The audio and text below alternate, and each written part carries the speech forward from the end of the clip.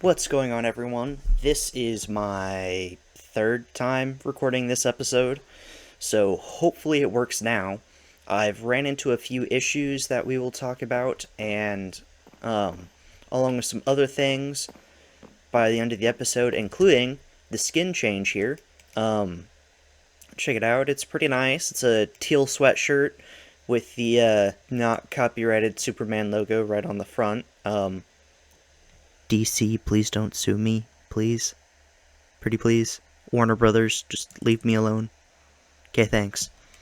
So, um, yeah, I ran into an issue where my OBS and Minecraft did not want to run at the same time. I think I got that figured out because I'm able to record right now, but we're really not gonna know until this is over. But let's go ahead and get to what all of you are actually here for today, and that is part 3, the finale of our first build here in the Inspired Builds world. So let's go ahead and do a loop around the outside. You can take a nice long look at it. I went ahead and just wrapped up the whole thing because I wasn't really sure how to break down how to decorate an interior in a 15-minute video. So let's just hit on a couple things on the outside here. I did a red roof with the acacia as accents of probably like marks of damage from over the years. I talked about the walls. I kind of over here is kind of the most interesting part of them because I built it into like the cement, like big stone structure over here, with some retaining walls that aren't necessarily perfect to the actual house, but it is what we in the business like to call good enough. So, we got the front patio here, which had these like metal antique looking supports that I don't think actually held any of this weight. A couple of lights and a bird feeder. And I haven't really seen anyone use a bird feeder before, but I think it's a pretty good idea to add some space to a build. Around this way, we have some plants that were growing out front. Over here was actually a wood stove that would be used to heat the house in the winter, because that's how old the house was. So it had one of those for a longest time, and it still sits out there now. It doesn't do anything. It's kind of left as a backup. And then over here, some more plants, a couple cacti. We have the wheelchair ramp and the stairs running up the patio. Over here, we got some outdoor metal furniture and assorted plants. Nothing too fancy. Let's go ahead and start our tour here at the back door. So we walk in, we got the screen door, back door, hanging hats, and a hanging like cloth wall hanger that had my great grandpa's hat pins from when he was a semi truck driver. And then we had some assorted plants. We had a washer dryer storage, window, storage, bathroom with green wallpaper for some reason. I don't know. Bathroom, yeah. Basic bathroom stuff. And then a little cabinet thing. We walk into the kitchen, and I am kind of proud of this kitchen. I think it turned out pretty well. It's a lot of barrels, but that also means that if this was a survival build, we would have plenty of storage.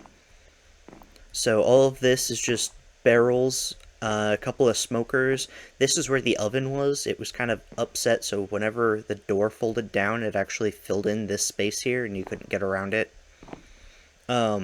This is where the electric stovetop was, and it sat here with your 4 burners and controls and stuff was here. A couple of assorted things just to kind of fill in the space. We had the window here that looked out towards the field of cows. And then we had the refrigerator, storage, island, some bar top seats, but that space doesn't really work out, so I went with these, and I think it works. A couple of recliners, assorted nonsense, tiny, like 24-inch, like it was a pretty small flat screen TV that sat here. Then over here we had the 12-foot quilting machine. So to get that worked out, I just kind of judged the space it took up in the room. It was flush against the wall, but I didn't want to make this part of the machine, so that's how I decided to do it. You had the actual sewing like machine here, and then these long beams would wrap the quilts up and through, I believe. There was 3 of them in total, so you could like have it all fold back to work on here. I never saw it in use. When I was younger, it was down in the basement, and then eventually it got moved up here, and the dining table that took up all of this got brought into the living room here. So they had the big oval dining table that had like 6 to 8 chairs around it. It had different pieces that you could put into the middle to expand it. Little computer table, couple china cabinets, window to look out at the cows, window to look out at the gravel road, big poofy couches. So for these, I did the beds because I think that makes a pretty good height for a seat. It makes pretty good sense in the theming of the world. And then I went with shulker boxes, which is a tad expensive, but if you look at them, they have this stitched pattern around them, and I think it works really well for a couch. Big area rug, really old TV, and little like DVD cabinet that was full of like VHS tapes. Assorted things on the wall, a bench that one of my second cousins had made in like woodshop or 4-H or something, kind of sat here. It was a nice bench, honestly. Assorted family pictures, the classic "you've been farming long" meme. Any of you understand that, go ahead and throw a comment, a like on the video, and everyone else, you can subscribe anyways. Please. Okay, moving on. Long hallway towards the bedrooms. So I'm going to go ahead and hit these bedrooms back to back because they're basically the same. Walk in, little lighting thing, dresser, bed. This was a stained glass window for some reason, and then we had the window looking out towards the field. Now there's probably curtains on this, but I can't remember what they looked like, so I didn't bother.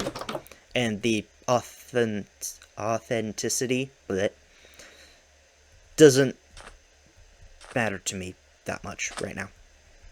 And then big closet with sliding doors. Bam, 1 bedroom done. Bedroom 2, very similar frame, big bed. This is where all of the freshly made quilts would be tossed. So they'd all be folded across this one for everyone to come see. Couple bedside tables, a little chair and desk that this really creepy old doll would sit on. You'd walk into the room and it would just be staring you down from over there, looking into your soul, finding your deepest, darkest fears. Kind of creepy. Dresser thing, closet thing, you know how it goes. Family pictures, master bedroom. So over here, there's a couple like dresser, table thing, and then the big kind of walk-in closet, and then the big bed. It might have been a king-sized bed, but I think it was just a queen with a big frame around it, but it still took up most of the room. So I did all this to make it take up most of the room. Window, closet, like a hanging shelf thing, and I think there was a mirror on the closet door. Running in here, master bathroom, assorted storage. Oh, I left the music on in the background of this. Oh well. Towels were hung up on this like big towel shelf. Hand washing towel, toilet, half wall, storage, lights. This is where the actual bath was. Big bath thing, towel, carpet, or not carpet, rug, bath rug, closet thing. And moving on to the main bath. That sat here in the hallway. Yes, there was 2 doors where you could walk all the way through here. None of them had locks on them. They were pretty old doors. You could like push it and the hinges would probably fall off and the whole thing would collapse. There's this like half wall between the two, so I went with the sandstone walls. Light, towels, mirror. You know how it goes. And that concludes the upstairs. So before we hit the basement and the garage, let me go ahead and tell you about the skin change. So we are teal for the month of June, and maybe a little bit longer, because I kind of like this outfit. But we are teal for the month of June because, to me, June has always been Scleroderma Awareness Month. Now, I know what you're thinking. What is Scleroderma? I have never heard these words together, and I am not a scientist who can break down those words. Simple. Well, okay, it's not simple. It's confusing, slightly difficult, and kind of a headache. But Scleroderma is an autoimmune disease that I have grown up with because my mom was diagnosed shortly after I was born. It's made her life difficult, and I've had to grow up her taking care of me and me taking care of her. And it's done a lot, and I think it's kind of helped define how I am, who I am. But teal is the color that they have chosen for representation on the cancer ribbon. Everyone knows what the ribbon I'm talking about. It's usually called the cancer ribbon, but it's applied to a lot of different health things. And for Scleroderma, it is teal. And for the month of June, the National Scleroderma Foundation, Scleroderma Canada, and a bunch of different organizations all try to promote awareness to help raise money to support Scleroderma. Now, here's the thing. I am not big enough to have any pull to ask you for money or anything, or I'm not even making money on YouTube yet. But the goal is, one day, when that finally does happen, we will do a charity event in June to raise money for the Scleroderma Foundation. To be able to raise money to help research and hopefully one day find a cure or even just better treatment for those that are having to live with Scleroderma. Now, I've mentioned why, but what is Scleroderma? So it's an autoimmune disease, like I've stated. If you break down the root words, sclero is either Greek or Latin, I think it's Latin, for stone. And what Scleroderma translates to is skin turning to stone. And that comes from the roots of Scleroderma. The main visual symptom you can see is the skin tightens to the point of immobility, and that's kind of what Scleroderma does. It takes all the different organs in your body and stiffens them so they can't move as much anymore. Now, it's different for everyone, and it's very difficult to understand all the science behind it. I wrote a paper on it back in high school, but it still confuses me. I'm hoping one day we can try to do something to, as a community on here. I know the Minecraft community on YouTube has done a lot to support different charities over the years, and I'm hoping one day we can do one here too to support the Scleroderma Foundation. Now, let's check out the garage and basement. So this is the back garage door. I have the potatoes here, which I think I've talked about already. The big garage doors and the little back, person garage door. Walking in here, we have all of our different shelving things that were across the wall, and then a couple cars. Now, these cars weren't really in here.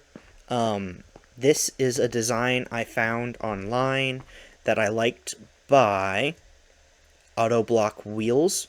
If you look up that name and or even just search Minecraft car tutorials, you will find a playlist of like 50 different cars that this guy has built that all look pretty cool.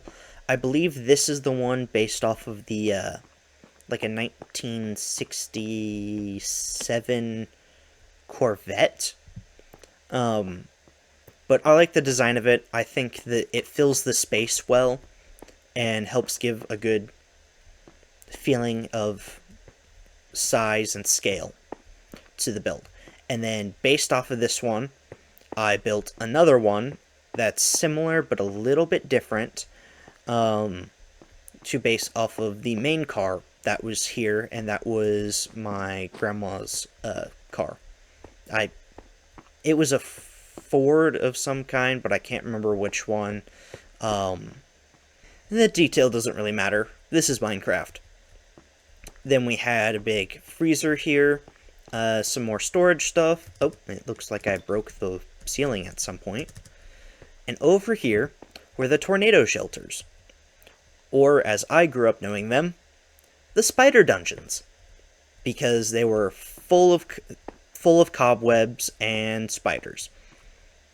Because farmland. There was nothing for miles around, so all of the spiders from the fields would make their way in, and they found a nice dark corner to settle and make giant spider webs. And it was terrifying, and I always wanted to just throw a match in there and run away. So I really don't know what they looked like back in here, because all you could see was a solid wall of web. That's actually gone now, though, because when this house was being cleaned up to be sold, they went in with like an industrial vacuum and like took out all the webs. But still, the thought of a giant wall of spiders kept me from going inside and finding out what they were actually shaped like. Now, through this door, we walk into the basement, which I have done a bit of work on since I last tried to record this episode, just to kind of dress it up a little bit. There are some random bits and bobs. We had these two big bookshelves full of different quilting things, some old magazines and yearbooks and other things. This is that window that let in natural sunlight, some big bookshelves that were full of books, and then the stairs. The stairs that traumatized me and my cousins. So much so that I am going to pull up a text message that one of them had sent me when I had asked about their memories of this house. So, and I quote of his text message, "I thought I'd fall through the back. I thought my foot would get stuck, and I'd fall and break bones and stairs. I thought the door would lock behind me. I thought there was demons and giant spiders under and behind them." And he's talking about these stairs. Growing up, they were terrifying. So what happened is you would head down to the basement. This door would open up, and there'd be a light. Now, the light wasn't a bit further back, and it wasn't nearly that bright, but it did hang down like that. In fact, why don't we go ahead and switch it here for a soul lantern? Because those are a bit darker. Perfect. You'd open, and you'd look down, you'd see these old, creaky wooden steps that were connected to either side of this wall heading down. You'd take a step, and you'd feel this instant space behind you. Like there is nothing behind you, like you're standing on the edge of a cliff. As you were walking down, you could see the room slowly fill in the space behind you. In this not too dark, but still kind of creepy basement. So yeah, that's, with that kind of concludes the tour of this house. I will always remember it for the times I spent with my cousins playing games and running around, giving our good friend, the drinker of milk, our pineapple boy, his second black eye, shortly after his brother gave him his first black eye. I remember watching the cows and feeding them with my grandpa. And thank you for joining me on our path here, or path journey. Thank you for joining me as I built our first inspired build. Thank you for your views. Don't forget to like and subscribe. Leave a comment if you have any special requests for this world, or if you just want to say something. Anything's good. What do you think of the new skin? I did take off the hat and went with more of my actual hair. So I hope you like that. Sweatshirt pants. There's a little bit of red on the shoes that I completely forgot to change from the skin that this is based off of. But, oh well. So thank you, and I will catch you guys next time. Asharts, out.